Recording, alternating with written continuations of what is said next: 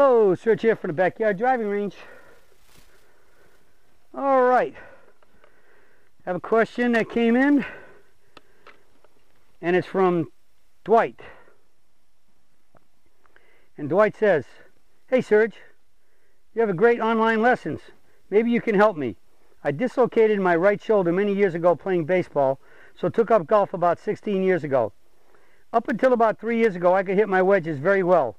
Not sure what happened, but lately I get up to the ball and hit my shots to the left. I am left-handed. Can you tell me why and how to fix it? Drives me crazy. Thanks, Dwight." Okay.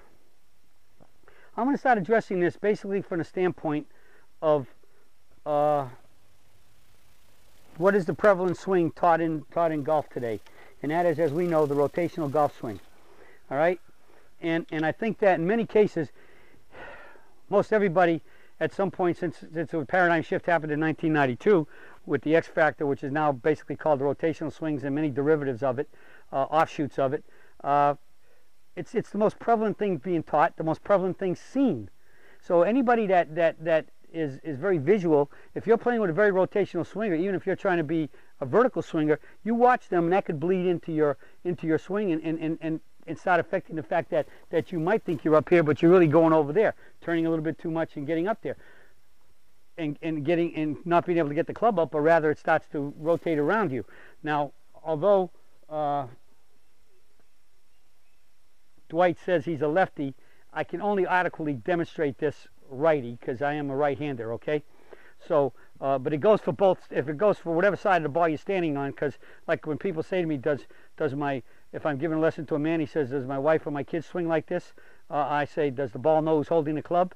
And then sometimes if a person's hitting a 7-iron, does he say, "Do I hit my 5-iron or my 3-iron or my hybrids or my driver like this?" I say the ball doesn't know what club you're holding, and he doesn't know what side of the ball you're standing on, because the laws are the same, whether you're on the right side of the ball or the left side of the ball. Okay? So I think the biggest thing we have to look at today is that most everybody that found this site probably was swinging rotational. So I think there's a good chance that something happened along the line where your swing has been bleeding back to rotational, meaning you might have been up quite vertical for a while, but now you're getting a little bit laid off in here. And if you're getting laid off, or actually maybe you started doing what? You're working on the wide knees, outward pressure, trying to maintain the knees, and all of a sudden your knees starting to kick in a little bit more. Now you're turning too much, you're getting back behind the ball, or you could actually be tilting right in front of the ball and you're coming in and you don't have the time to square the club up. And so the club's wide open to the left for a lefty and wide open to the right for a righty. So those things can happen. The other one is we all know that the rotational swing, when they're laid off and they're coming back into the ball this way and the body spins out of the way, they're taught to actually arch the wrist a little bit, the forward wrist, which would be a left for a lefty, a right for a righty, and they come in and they're squaring the club up. They're squaring the club up with their body.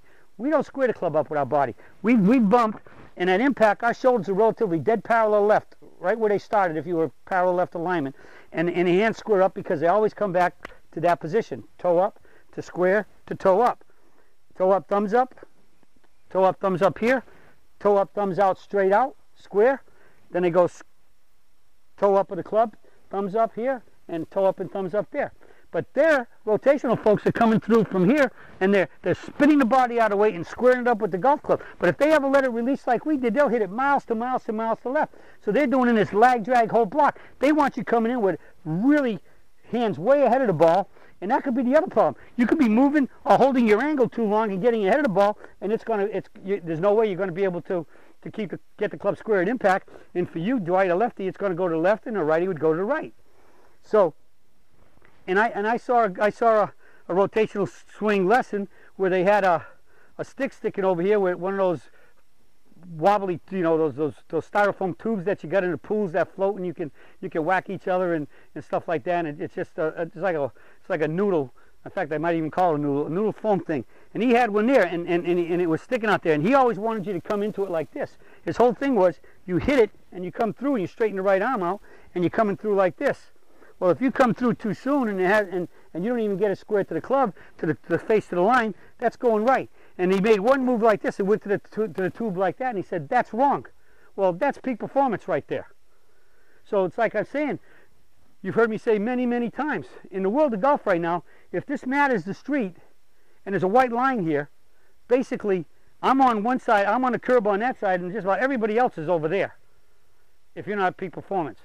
And so ultimately I want everybody to be in the middle, and the key is releases.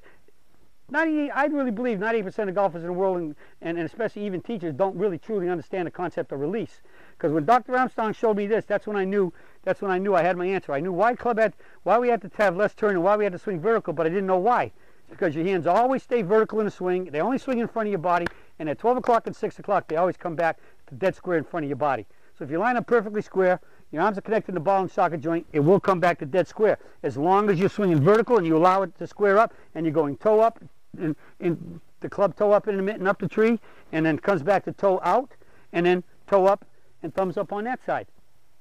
That's why the vertical swing's a swing, and it's in harmony with gravity, light. So I think that, Dwight, all your issues have to be somewhere along the line. You're either too far ahead of the ball at address, tilting at address, turning too fast and coming in, and when you turn too fast, that drops the club way inside, and you can't get back to the ball with the club face open. Square, that is, it's always open. For you, Dwight, being a lefty, it'd be out to the left, and you're hitting the balls to the left. A right-hander would be open to the right and hitting balls out to the right. And again, I think the way you're talking, you know that your ball stains, the stains for the grass stains on the ball is somewhere in the middle of the club, not on the hosel. So the way I read it, you're hitting shots somewhere near the center of the golf club, and they're all just popping out there. Just like I can stand right here and pretty much hit a ball into the net. If I spin out fast enough and I keep the club open, well, that missed it a little to the left, but that went straight out there. So in other words, if I was at this alignment, I can make the club go there, no problem, hitting it in the middle of the club face. Okay, if I'm under releasing, lower hand going under towards the sky, over releasing, lower hand, right hand for a righty, left hand for a lefty, going palm to the ground. Why do I always like to relate the lower hand, right for a righty, left for a lefty, to the club face? Because whatever the right hand does, whatever the palm does, the face does. All right? So under release means I'm turning it under, the face is opening up, whatever side of the ball you're standing on. And if I over release it and the palm goes down, it's going to the left for a lefty, right for a righty. So what we want is the perfect rotation is just right amount where it's toe up to square to toe up. And when you do that, the club will go straight out. You notice when I did that, even though I cut it off, where was my club when I cut it off? It was toe up. Okay? Because I couldn't take a full shot because I could probably rocket it over the net. All right? So, somehow you're ahead. You got too much shaft lean at impact. You're holding on through impact, and you're not letting it release. Or you could be coming in and actually turning under. One last thing could be maybe your club's got quite upright, and the club could be coming in and on tight grass. If the club is too upright, and therefore when you come in, the heel bounces off the ground, it can bounce open just as well as sometimes could bounce hooked. But in your case, it would be bouncing really right. But that could be an outside possibility, I think, in this case. But it probably wouldn't hurt to check. You don't want to see the club way up, the toe way up in the air at address. All right. And sometimes it might be just because you've gotten really slumped over in your posture, and the club moves out of fire and it's away, and then therefore it's harder to release because as you go down your hands, it pushes the club away from the ball. So if the toe's up, you might want to check your posture again, because that could be it too.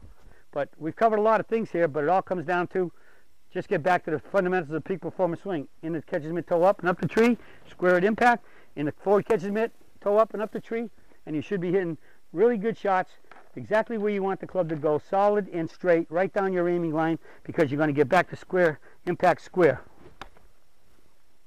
And boom. Again, I couldn't finish because if I did, it would go over the net. All right? All right, well, that's it for the search for today, about talking about how the arms work. Palms perpendicular, vertical swing, squares up at impact. Your club faces square, ball goes straight. All right, that's it for today, and with this, hopefully you'll be hitting all your shots, including especially your short game, more solid, straight, right in the direction you want it to go, so you can get the ball closer to the hole, make that next putt, and shoot those lower scores. That's it for today, and I'll be talking with you all again soon.